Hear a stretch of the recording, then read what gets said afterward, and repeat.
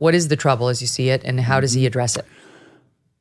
Well, there's a lot of trouble on the horizon, and I try to always, if people are too excited, I try to bring things down. If people are too low, I try to bring things up. So, 6 months ago, people say, Trump can't win and all this. And then I'd say, no, look, here's the case of how we can do it. Now I think it's the opposite, Megyn. People are way too cocky on the right. I mean, I'm getting these text messages where this one person, I nearly threw my phone. This one person said, Charlie, do you think I can get invited to the White House Christmas party? I said, what? Oh my God. What, are you kidding me? No, I'm not kidding you, Megyn. I nearly threw my phone. And it was like one step short of, can you make sure that, measuring the drapes or whatever people say. It's just so repulsive. And so, look, I think there's too much cockiness. The prediction markets do think Donald Trump is going to win, but those things change all the time. We have an electoral college system. It's going to come down to a handful of states. We believe at Turning Point Action, which is our political arm, it's going to come down to Arizona, Wisconsin, Georgia, which collectively Donald Trump fell 42,000 votes short in the 2020 election. There is legitimate questions of kind of self-identified Republicans in suburbs. Are they going to come home to Trump? To the point for the Susquehanna poller, that pollster, it's exactly what I would have said in a primary. Those numbers typically do go down and they recover. So there's plenty of time to kind of remedy that. A couple thoughts, though. We don't know the RFK situation. We know he's going to be on the ballot in all 50 states. I have warned for quite some time. It hurts Donald Trump more than it hurts Joe Biden. I think that's changing. I think that's changing in real time. I think RFK has an opportunity to become a protest vote for black voters and younger voters. And so that's interesting. We're going to keep an eye on that. Young men are trending more in Trump's direction as kind of a protest FU vote. We hear that a lot on campus. We see that in the data. I'm not going to go along with the trans agenda, the woke agenda, the affirmative action, the DEI. And Trump kind of represents a stick it to the man, especially for young male voters. Young females will definitely go more towards in the Joe Biden direction, primarily on the abortion topic.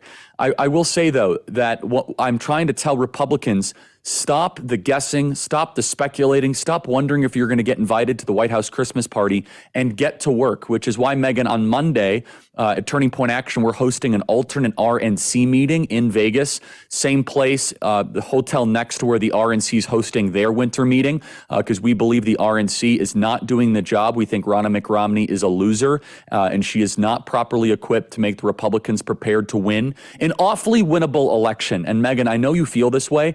If you were just outside of all the other dynamics and the lack of party machinery, what issue set favors which side? It is like a 99% issue set that should favor Republicans.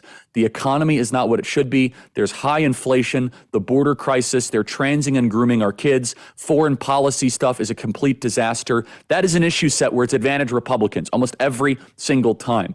And if we don't win it, it's going to be the fault of the RNC and the Republican infrastructure and the Republican establishment. I will say one of the things that will be advantage Trump is that it looks as if No Labels is going to put a candidate in. It looks like Cornel West is still running. Jill Stein is still running. And if RFK still runs, it's probably going to be a race to 40 or 41% in some of these states. That the winner is going to be the winner of the plurality, not the majority, which will drive the Democrats nuts because they hate that. They go crazy anytime that occurs, even though Bill Clinton won with a plurality of votes back when Ross Perot ran in the 1992 election, and the 1996 election. 92 and 96, he won with a plurality, not a majority. So it remains to be seen, but what I think Republicans need to focus far more on is the boring stuff, ballot chasing, voter registration, getting into the streets. We're hiring 300 full-time people at Turning Point Action to be full-time ballot chasers in Arizona and Wisconsin alone. We want to do even more than that. It's going to be the largest deployment of full-time get-out-the-vote election workers that the Republican conservative side has ever seen. So we're trying to do our part. We're not making any predictions of whether it's going to be decisive or not, but we can say that if this work is not done, we're probably going to fall short. But wait, let me ask you, what is ballot chasers? Yeah, what does that mean? Yeah, so the Democrats employ thousands of these people, and a ballot chaser in states where you're not allowed to touch or assume custody of the ballot, they are invested in a 30-day period to go after low propensity voters, so people that might somewhat fit the profile of what is a likely voter for your preferred candidate. So, for example, if you're on the right, maybe someone who has a hunting license, they own firearms, and they're a white male in their mid-40s, but they haven't voted in quite some time. That's somebody who fits the profile who is likely going to be, a Donald Trump voter or a likely Trump voter. In the 30-day period before actually election day, since you have these states that have nearly universal mail-in balloting like we have here in Arizona, you try to find that low propensity voter. So Earl, who's a plumber, and we know he has a hunting license, and we know that he owns firearms, and you knock on the door and you try to persuade or convince Earl to fill out that ballot and chase that ballot and get that into the mail. Now, you can't touch the ballot. You can't assume custody. You can't fill it out for him, but you can persuade him. You could build a relationship. The Democrats have done this. They've deployed thousands of full-time ballot chasers, and they've done it on the inverse. So they target people that care about the climate. They target people that care about the race stuff. And abortion is the superpower issue that they can micro-target. And so you have a lot of young, single, professional, corporate-driven women in their late 20s and early 30s where abortion is the primary topic. It's something Republicans struggle with. It's something Democrats dominate with. And so they deploy these full-time ballot chasers in that 30-day period, and they'll knock on doors.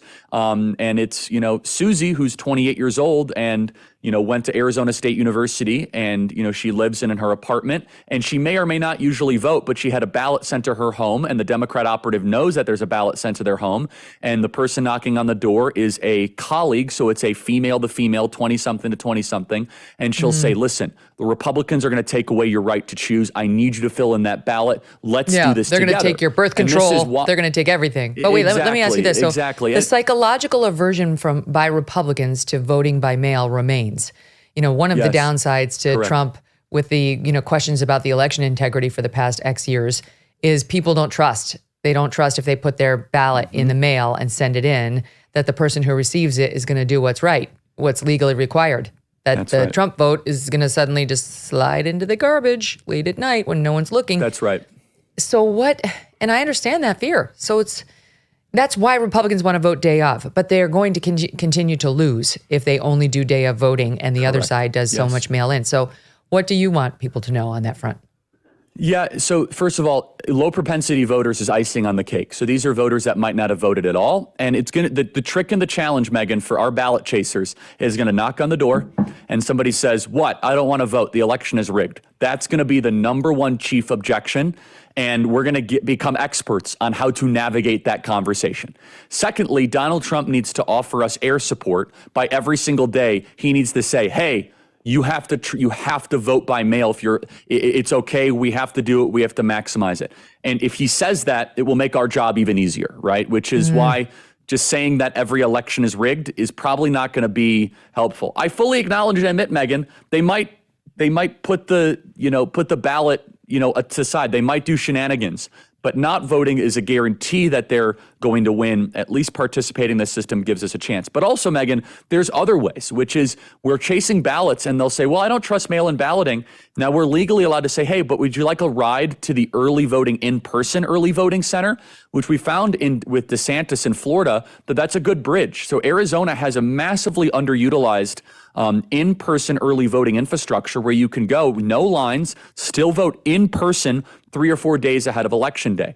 Our fear is that if we don't fix the process of which we vote and maximize to the best of our ability the early voting mechanisms, we're going to have a redux of Kerry Lake 2.0, where I went to go vote on election day in 2022, and it was an hour-and-a-half wait, and the machines failed, and people were getting out of line. And I'll never forget, Megyn, there was a young lady, she was in scrubs, she was a nurse. She walks up, hour-and-a-half wait, she says, well, forget this, gets back in her car. Now, I don't know if she came later in the day. There's no guarantee that she did. But the long lines on election day and almost inviting machine malfunction or tabulation is unacceptable if we want to win. And the Democrats, they have perfected the system where they have banked their votes to such a certain extent that we're not even able to overcome anything close. We would need 99.8% turnout on election day. You can't get that for anything. People get sick or they travel or they forget. And or the weather's problem bad. Yes, exactly. Like what we saw in northern Nevada in the Adam Laxalt race, right? In northern Nevada, there was a terrible winter storm. If 2,100 more human beings would have showed up on election day, you would have had a Republican senator in the state of Nevada, and the Senate would be 50-50, and the Democrats would have a tiebreaker of Kamala Harris. It'd be a completely different type of dynamic. Wow. And that was back in the 2022 midterm. So Adam Laxalt would be a senator. He lost by like 22,000 votes to Cortez Masto. So our philosophy is this, is that if we keep on acting as if we're in a 2016 election format, where election day is decisive, we're going to lose. And the number that I repeat that I know the best in the state of Georgia, in 2018, when it was Kemp versus Stacey Abrams, the first time, about 247,000 people voted by mail in the state of Georgia. In the 2020 election during COVID, that number was 2.6 million. It increased by a factor of nearly 10, and it's near 3 million now. The ball game has completely changed. We have to change alongside of it. I don't like it. I wish we had same day paper balloting the way they do it in France. But the Democrats have sued using the Voting Rights Act, the Civil Rights Act, and many of these other very crafty legal methods, largely architected by Mark Elias, to increase the mail-in balloting infrastructure, because they have always been angry and mad that enthusiasm is what won elections. And you think about it, Megyn, Republicans, they take election day really seriously. You get in your car, you go to the voting place. Democrats say, how can we get the person who doesn't really care, the 25-year-old on the couch that might be sympathetic to our abortion policies? How do we get them to vote easier? You send them a piece of paper, you have someone knock on the door and try to get that piece of paper submitted. I believe this is going to be one of the more decisive elements of the 2024 election this November, the boring stuff, the infrastructure, the machinery, and currently we are significantly outgunned on this front versus the Democrats. We all know the value of a good night's sleep. You feel better, you look better, you have more energy. The list is endless. Yet, getting better sleep is a tough resolution to follow through on. It can seem sometimes like a lost cause. You're too hot, you're too cold, you don't know what's wrong, but you're not sleeping well. But now there's Cozy Earth. Cozy Earth has the softest, most luxurious, and responsibly sourced bedding on the planet. And because their bedding is made with premium viscose from highly sustainable bamboo, it's naturally temperature regulating, so you sleep comfortably year-round. As one customer put it, buy these sheets. The difference in my sleep was immediate and worth every penny. I couldn't agree more. Experience life-changing luxury with Cozy Earth's bedding, bath, and apparel products, all backed by a 100-night sleep trial, as well as a 10-year warranty. Visit CozyEarth.com for details. Right now, you can save up to 35% off. CozyEarth.com. Go there now. Enter my promo code Megyn at checkout for up to 35% off your first order. Okay, CozyEarth.com. Promo code Megyn to get 35% off. Hey, thanks so much for watching. If you like what you just saw, hit the subscribe button for more clips and full episodes.